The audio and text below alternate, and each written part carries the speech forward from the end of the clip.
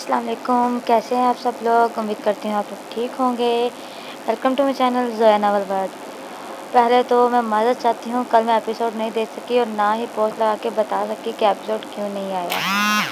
کل ایکچولی ہمارے یہاں تھوڑی سی بارش ہو گئی تھی، تھوڑی سی، تو ڈاکٹر والوں کو پتہ چل گیا کہ یہاں بارش ہوئی ہے، تو انہوں نے لائٹ بند کر دی۔ لائٹ بند ہونے کی وجہ سے سارا دن لائٹ بند تھی، تو ہمارا یو پی ایس بھی بند ہو گیا، نہ انٹرنیٹ تھا اور نہ ہی لائٹ تھی۔ فون کی بیٹری کافی لو ہو چکی تھی، اس لیے نہ ریکارڈ کر سکی اور نہ ایپی دے سکی، اس لیے معذرت چاہتی ہوں۔ کوشش کیا تھا میں نے کہ کسی طریقے سے ہو جائے پوسٹ اپلوڈ، لیکن وہ بھی نہ ہو سکی۔ لیکن آج کے لیے معافی دے دیں مجھے۔ بنا ٹائم ویسٹ کیے ہم اپنا ایپیسوڈ شروع کرتے ہیں۔ میرے دل کا سکون اٹوم کس نمبر 26۔ السلام علیکم، ڈاکٹر اسد خان بات کر رہا ہوں۔ جی اسد صاحب، میم کی طبیعت ٹھیک ہے نا؟ ڈاکٹر اسد خان پہچانتے ہوئے بہت احترام سے بولا۔ ان کو بہت زیادہ پین ہو رہی ہے سر، آپ میم کو لے کر جلدی سے ہاسپٹل پہنچیں، یہاں پر ہی ہوں۔ شاید ڈیلیوری پین ہو رہی ہوگی، کیونکہ ٹوئنس بیبی اکثر وقت سے تھوڑا پہلے ہی ڈیلیور ہو جاتے ہیں، تو آپ میم کو جلدی سے لے کر آئیں۔ اوکے ڈاکٹر، آپ انتظام کریں، میں پہنچتا ہوں ان کو لے کر۔ پرنسس اٹھیں، آپ ہمیں ہاسپٹل جانا ہے۔ نہیں اسد، مجھ سے اٹھا نہیں جا رہا، مجھے بہت زیادہ پین ہو رہا ہے۔ اسد کے سینے سے لگی ہوئی ڈاکٹر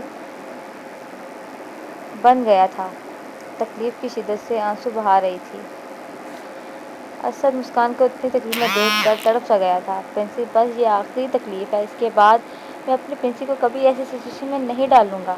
مجھ سے آپ کی آنکھوں میں آنسو نہیں دیکھے جاتے، پلیز تھوڑا سا برداشت کر لو میری جان۔ اسد، میں کوشش کر رہی ہوں، مگر مجھے پین ہو رہا ہے، میں کیا کروں؟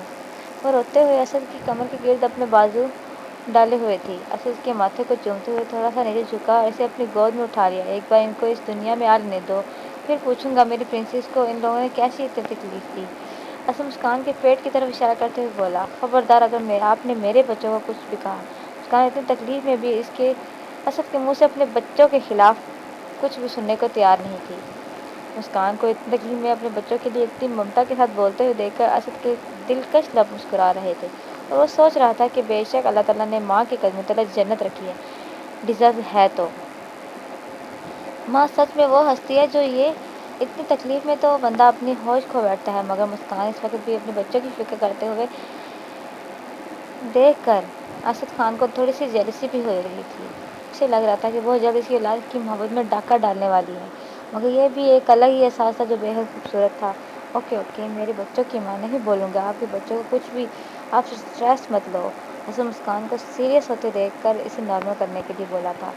اسد مسکان کو لے کر ہاسپٹل آ گیا تھا۔ ڈاکٹر آنے سے پہلے ہی سب تیاری کر چکی تھی، کیوں مسکان کی فیملی ڈاکٹر تھی، تو وہ روٹین وائز اب مسکان کو چیک کر رہی تھی، تو آئیڈیا تھا کہ مسکان کی ڈیلیوری آج ہی ہو سکتی ہے۔ ڈاکٹر نے مسکان کا الٹرا ساؤنڈ کیا تو ڈاکٹر نے آ کر اسد سے کہا ان کا سیزر کرنا پڑے گا، کیونکہ ٹوئنس بیبی ہیں اور مسکان میم فزیکل طور پر کافی کمزور اور نازک ہیں، تو وہ نارمل ڈیلیوری نہیں کروا سکتے، کیونکہ مسکان کی جان کو خطرہ لاحق ہو سکتا ہے۔ حالانکہ اسد نے مسکان کو بہت کا خیال رکھا تھا، خوراک سے لے کر واک اور پراپر نیند بھی، مگر مسکان فزیکل طور پر شروع سے ہی کافی نازک تھی، اور ویسے بھی اسد خان کی اولاد تھی، تو مسکان کو ہلکان کیے بنا نہیں آ سکتی تھی۔ ڈاکٹر، میری وائف کو کچھ نہیں ہونا چاہیے، آپ بنا پیسے کی پرواہ کیے ہوئے ان کے لیے بیسٹ ڈاکٹر ہائر کریں، میں ان کی جان کے ساتھ کوئی رسک نہیں لے سکتا۔ اسد مسکان کے آپریشن کا سن کر گھبرا گیا۔ سر آپ پریشان نہ ہو، ہم اپنا بیسٹ دیں گے، باقی آپ اللہ سے دعا کریں۔ اسد مسکان سے بات کرنے کے بعد پاس بیٹھی ہوئی مسکان کے پاس آیا، تو مسکان نے بہت غصے بھری نظر کے ساتھ اس کی طرف دیکھا تھا۔ اسد سمجھ نہیں سکا مسکان اسے کیوں اسی طرح دیکھ رہی۔ پرنسس، اتنا غصہ، اب میں نے ایسا کیا کر دیا کہ آپ مجھے اتنے غصے سے دیکھ رہی ہیں؟ آپ نے ڈاکٹر سے یہ کیوں کہا کہ آپ کی وائف کو کچھ نہیں ہونا چاہیے؟ آپ نے میرے بچوں کے لیے کیوں نہیں کہا کہ میرے بچوں کو بھی کچھ نہیں ہونا چاہیے؟ آپ کو میرے بچوں کی ذرا بھی فکر نہیں ہے؟ مسکان کی آنکھوں میں آنسو تھے، اس کی بھیگی ہوئی پلکیں اس کے دل پر لگنے والی ضرب کا حال بتا رہی تھی۔ اوہ مائی گاڈ، تو آپ یہ سوچ کر مجھ پر غصہ کر رہی ہیں مجھے آپ کے بچوں کی فکر نہیں ہے؟ میری جان، ایسا کچھ بھی نہیں ہے، مجھے بھی اب ہمارے بچے کی بہت فکر ہے، تو میرے معصوم بیوی اپنے اوپر اتنا لوڈ مت ڈالو، آپ کے بچوں کا بہت خیال رکھنا، میری کیا ضرورت کہ میں آپ کے بچوں کے ساتھ کوئی ناانصافی کروں؟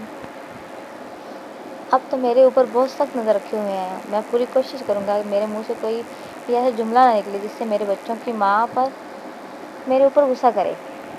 مانا میں سمجھ گیا میرے ارد گرد سیکیورٹی بہت ٹائٹ ہے، میں غلطی سے بھی کوئی غلط جملہ نہیں بول سکتا، تو اپنے اس جملے کے لیے میری وائف کو کچھ نہیں ہونا چاہیے۔ میں معافی چاہتا ہوں پرنسس، آئندہ میں پہلے آپ کے بچوں کا نام لوں گا، بعد میں اپنی وائف کا نام کی ذکر کروں گا۔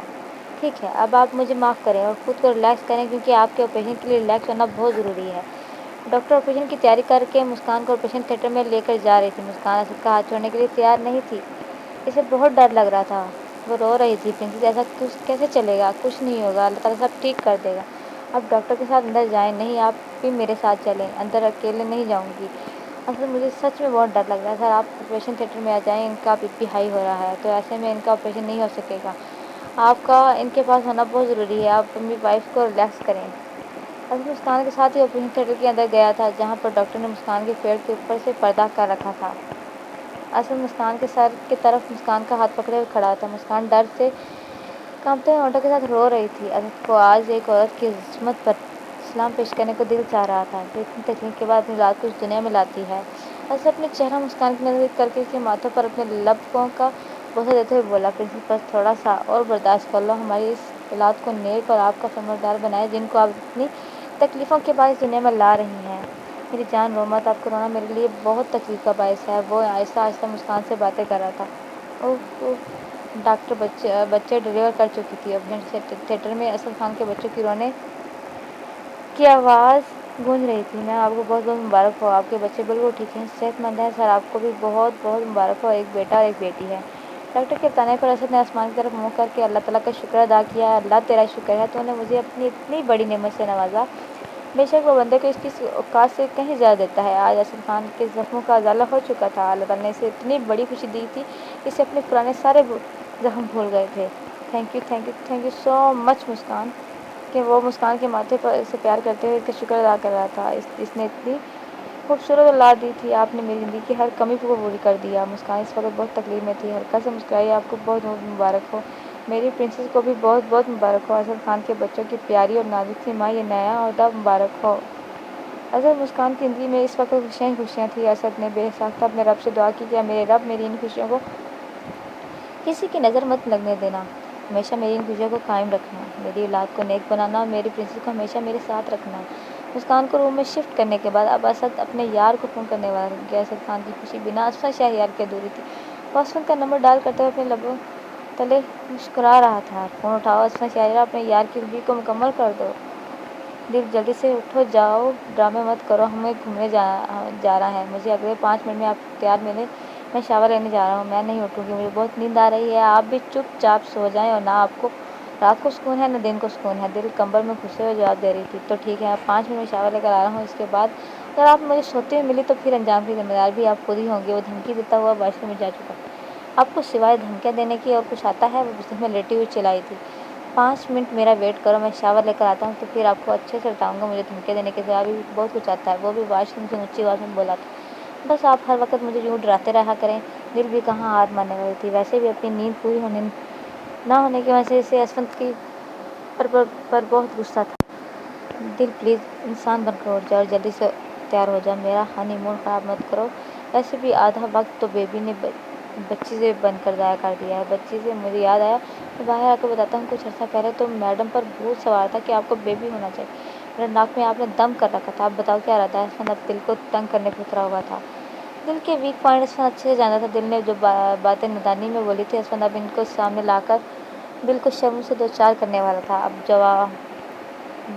جواب دو، بولتی کیوں بند ہو گئی؟ میڈم جی، دل کی آواز نہ آنے پر اسفند آواز بلند کرتا ہوا بولا تھا، کیا جواب دوں؟ اللہ دی، آپ نے مجھے میرے کون سے کرموں کا پھل دیا ہے ایسا شوہر؟ دل آسمان کی طرف منہ کر کے بڑبڑا رہی تھی، جب اس بندے کو اور کوئی بات نہیں آتی تو میری کھلی اڑانا شروع ہو جاتا ہے۔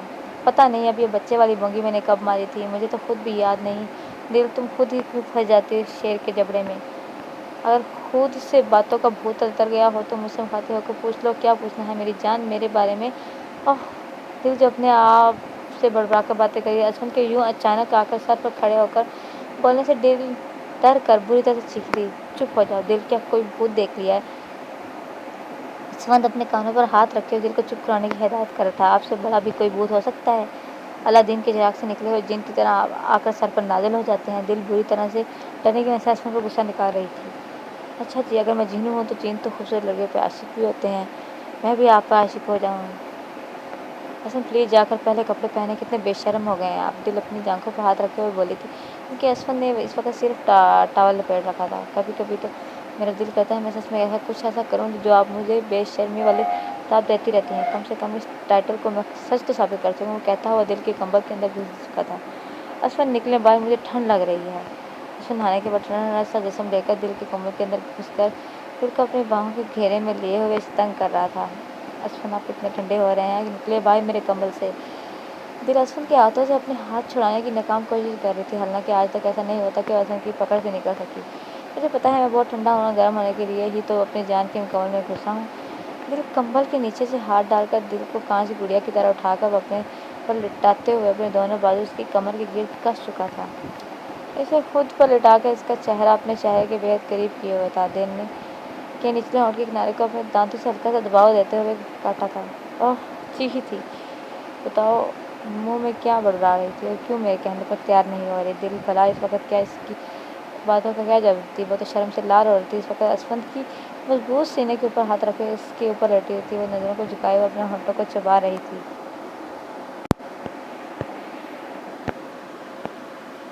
اف دل میں کیا کروں تمہارا، آپ میرے سب سے فیوریٹ چیز پر ہی کیوں ظلم ڈھاتی ہیں؟ اس نے اپنے ہاتھ سے دل کے لبوں کو آزادی دلوا دی تھی، اب اس کی نظریں دل کی پنکی پنکی ہونٹوں پر جمی ہوئی تھی۔ کیوں کرتی ہوں ان بیچاروں پر ظلم، ان پر ظلم کرنے کے لیے میں ہی کافی ہوں۔ اس نے دل کو آنکھ مارتے ہوئے بولا، اب پتہ ہے نا یہ میں دیوانہ ہوں آپ کے لبوں کا، تو پھر آپ یہ بار بار یہ جرأت کیسے کرتی ہیں ان کو اذیت دینے کی؟ اس نے دل کی گردن میں ہاتھ ڈالتے ہوئے اس کا چہرہ اپنے اوپر زور سے جھکا لیا۔ دل پیچھے ہٹنا چاہتی تھی مگر ٹائیگر کے شکنجے سے خود کو کیسے نکال سکتی تھی؟ دل اسفن کی سختی سے پھڑپڑا رہی تھی مگر وہ اپنی تشنی کو دل کی لبوں پہ مٹا رہا۔ دل بہت جھٹپٹائی تھی مگر ٹائیگر اپنی منمانی کرنے کے بعد ہی پیچھے ہٹا تھا۔ ٹائیگر کے پیچھے ہٹتے ہی ٹائیگر پر مکوں کی برسات ہو رہی تھی، کیونکہ ٹائیگر کی سختی سے دل کے ہونٹوں پر لگا چکا کٹ تھا۔ اب دل غصے سے ٹائیگر کے سینے پر پوری زور کے ساتھ مکہ مار رہی تھی۔ دل کے مکوں کا ٹائیگر جیسے سخت جان پر خاک اثر ہونے والا تھا، الٹا ہا ہا کر کے کہقہ لگا کر ہنس جا رہا تھا۔ ہنستے ہوئے اس کے ڈمپل اس قدر دلکش ہو رہے تھے کہ دل نے اتنے غصے میں بھی بہت گہری نظر سے اسفن کے ڈمپل کو دیکھا تھا۔ دل کا گہری نظر سے اسفن کے ڈمپل کو دیکھنا ٹائیگر کی شاطر نظر سے چھپ نہیں سکتا تھا۔ اتنی محبت سے آپ ان کو دیکھتی ہیں، کبھی اتنی محبت سے ان پر کس بھی کر لیا کریں۔ اپنے چوری پکڑے جانے پر دل نے جلدی سے اپنی نظریں اسفن کے ڈمپل سے ہٹا لی۔ آپ کا ذاتی شوہر ہوں میری جان، کب تک یوں ہی مجھے شرماتی رہا کریں گی؟ اسفن شہریار بھی آپ کا ہے اور یہ خوبصورت ڈمپل بھی آپ کے ہیں، ذرا ٹائٹ سے کس کر کے دکھاؤ۔ اس نے اپنے گال کو دل کے آگے رکھا۔ آپ کو پتہ ہے کہ آپ بہت بے شرم ہیں اور گندے ہیں۔ دل شرماتے ہوئے اسفن کے اوپر سے ہٹنے ہی لگی تھی، اسفن نے اسے بازو سے پکڑ کر کھینچتے ہوئے پھر سے اوپر گرا لیا۔ کہاں جا رہی ہو بنا کس کے؟ اب سے بنا کس کے میں آپ کو جانے نہیں دوں گا۔ اسفن دل کی کمر پر اپنی گرفت مضبوط کر لی تھی۔ آپ کا مسئلہ کیا ہے؟ سوتی ہوں تو سونے نہیں دیتے، اٹھتی ہوں تو اٹھنے نہیں دیتے، جاتی ہوں تو جانے نہیں دیتے، اور چاہتے ہیں کیا ہیں آپ؟ اسفن کی بے باک نظروں اور سرگوشیوں سے جھنجھلا گئی تھی۔ اسفن کی نظریں ایکسل کی مشین کی طرح کام کر رہی تھیں۔ پیار دو مجھے پیار دو، دل بے قرار ہے مجھے پیار دو، برسوں کیا میں نے انتظار، مجھے پیار دو مجھے پیار دو۔ کروٹ لے کر پھر سے دل کے اوپر نیچے آیا تھا۔ ہر پل تنہائی میں تجھے یاد کرتا تھا، اپنی سونی دنیا کو میں آباد کرتا تھا۔ اسفن کی آنکھوں میں کچھ ایسا درد تھا کہ جس نے دل کو اندر تک جھنجھوڑ کر رکھ دیا۔ اسفن کیا ہو گیا آپ کو؟ دل اسفن کے چہرے کے دونوں طرف اپنے ہاتھ رکھے اور آنکھوں میں آنکھیں ڈالے ہوئے اسفن کے دل کی بات جاننے کی کوشش کر رہی تھی۔ اسفن نے سونک کے چند بہت شاعری کے انداز میں کہے تھے مگر ان الفاظ میں ان کے اندر کا درد اس کے چہرے پر نظر آ رہا تھا۔ وہ گزرے ہوئے لمحے جو اس نے دل کے بغیر اس کے حصے میں کاٹے تھے، اسفن وہ درد شاعری کے اندر میں دل کو سنا رہا تھا۔ اسفن کے درد بھرے انداز نے دل کو اندر تک ہلا کر رکھ دیا تھا۔ کیا ہوا ہے بتائیں نا؟ وہ اسفن کے دونوں گالوں پر ہاتھ رکھے ہوئے اپنے چہرہ اس پر جھکائے ہوئے پوچھ رہی تھی۔ کچھ نہیں دل، بس مجھے وہ وقت یاد آ گیا جب میں نے تمہارے بنا جدائی میں کاٹا تھا۔ دل کبھی مجھ سے دوبارہ کبھی دور مت جانا، میں جی نہیں سکوں گا تمہارے بنا۔ دل تم سے دور رہ کر ہر ایک رات مجھے ہزاروں سال طویل لگتی تھی۔ وہ دل کی گردن پر اپنا چہرہ رکھ کر دل کے بالوں میں اپنا منہ چھپائے ہوئے دل کو اپنا درد سنا رہا تھا۔ مجھے ایسا لگتا تھا کہ ان راتوں کا کوئی سویرا نہیں ہے۔ دل جب مجھے یہ پتہ چلا کہ تم میرے بنا سنبھل گئی ہو تو پتہ نہیں میرے اندر کیوں کوئی چیز چھن سے ٹوٹ گئی تھی، حالانکہ میں خوش ہونا چاہتا تھا کہ میری موت کی خبر کے بعد میری دل سنبھل گئی، مگر پتہ نہیں کیوں میرا دل ماننے کو تیار نہیں تھا۔ میرے عشق کی تپش اتنی کم تھی کہ میرا دل اتنی جلدی سنبھل گئی تھی، اور جب آ کر میں نے آپ کی حالت دیکھی تو مجھے اپنے عشق پر ناز ہوا تھا کہ میرا عشق رائے گاہ نہیں گیا۔ میرے دل تو میرے عشق میں پوری طرح سے رنگی ہوئی تھی، تبھی تو وہ رنگ کچھ دیر کے لیے دل سے دور ہوا تو دل دنیا والوں کو بے رنگ کر نظر آنے لگتی تھی۔ وہ اتنی شدت کے ساتھ اپنی داستان کو دل کو سنا رہا تھا کہ دل ساخت ہو کر اس کے سینے پر پڑی اس کی محبت کی داستان سن جا رہی تھی۔ آخر فجر کی وہ راتیں اس نے بھی تو اسفند کے بغیر کیسے کاٹی تھی، ان راتوں کی تڑپ تو وہ بھی اچھی طرح جانتی تھی۔ آپ کو پتہ ہے جب وہ لوگ آپ پر گولیاں چلا رہے تھے اسفند، وہ گولیاں آپ پر چل رہی تھی مگر مر میں رہی تھی۔ مجھے ایسا لگ رہا تھا میرے سینے سے کوئی میرا دل نکال کر لے جا رہا ہے۔ آپ میرے لیے کیا ہوا اس دن مجھے صحیح معنوں میں پتہ چلا۔ جب آپ مجھ سے دور ہو رہے تھے مجھے لگ رہا تھا میرے جسم سے جان نکل رہی ہے۔ جب اسد بھائی نے مجھے آ کے بتایا کہ آپ اس دنیا میں نہیں، دل اسد کو بتاتے ہوئے زاروں کی طرح رونے لگی تھی۔ اسد میرا دل چاہتا تھا اس پوری دنیا کو آگ لگا دوں، میرا دل کرتا تھا کہ میں بھی مر جاؤں۔ میں نے بہت بار کوشش بھی کی تھی مگر اسد بھائی ہر بار میری کوشش کو ناکام بنا دیتے تھے۔ مجھے آپ کے بغیر کچھ بھی اچھا نہیں لگتا تھا، مجھے ہر طرف ویرانی ہی نظر آتی تھی۔ پھر تو مجھے اسد خان کا مقروض ہونا چاہیے جس نے میری جان کی جان بچائی تھی، مگر دل آج کے بعد ایسی جرات کبھی مت کرنا۔ آپ کو اپنی جانیں لے کر حکم میں نے صرف دو صورت میں دیے ہیں۔ دل میں اپنی زبان سے دوبارہ وہ لفظ نہیں دہرا سکتا، مجھ میں اتنی ہمت نہیں، مگر آپ جانتی ہیں میں نے کس صورت میں آپ سے کہا تھا۔ مجھے جب آپ اسد کی حفاظت میں پہنچ گئی تھی تو آپ نے خود خوشی کرنے کی کوشش کر کے بہت غلط کیا تھا۔ میں تو شکر کرتا ہوں ذات کا جس نے تمہیں کچھ نہیں ہونے دیا، ورنہ آپ نے کچھ کبھی سوچا ہے میرا کیا ہوتا تو آپ کے بنا میں بھی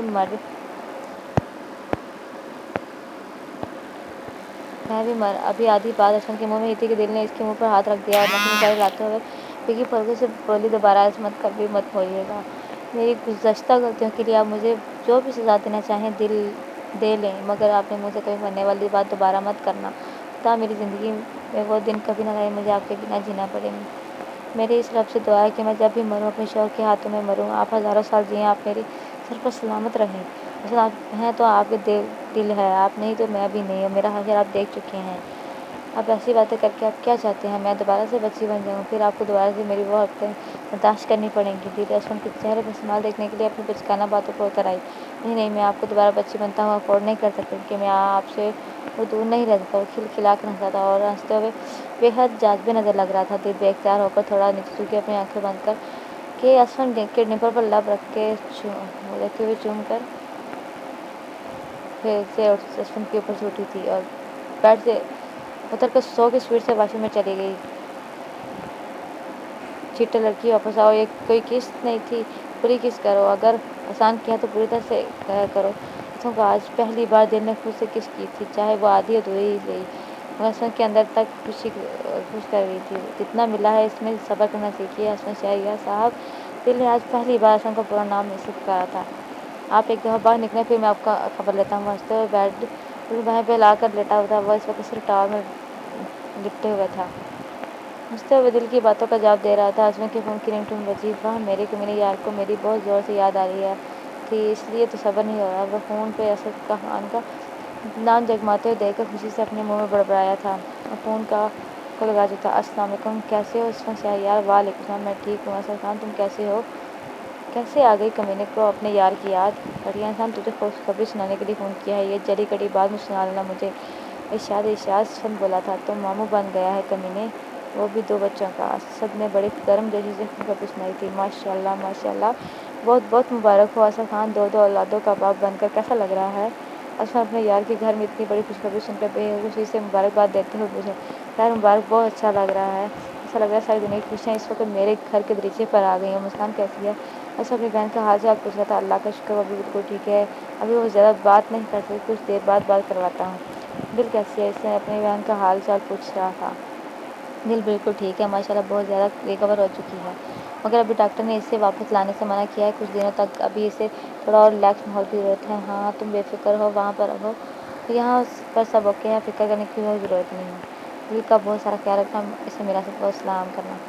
ٹھیک ہے، میں تم سے دوبارہ بات کرتا ہوں، مجھے فی الحال اپنے شہزادے اور شہزادی کو دیکھنے کے روم میں جانا ہے۔ اچھا جی، شہزادے اور شہزادی کے باپ بنتے ہی یار کو فون بند کرنے کے لیے بول رہے ہو؟ ہاں بھائی، اولاد تو اولاد ہوتی ہے نا، اب تو یار ہوئے بیگانے، ہم تو اپنے بچوں کی فکر کیا کریں گے۔ اسد بڑے فخری انداز سے اسفند کو جلا رہا تھا۔ ویسے بھی میری مسز کے بہت سخت آرڈر ہیں کہ ان کے بچوں کے ساتھ کوئی ناانصافی نہیں ہوتی۔ آپ کی بہن تو اپنے بچوں کی ذرا سی بات پر کاٹنے مارنے پر آ جاتی ہیں۔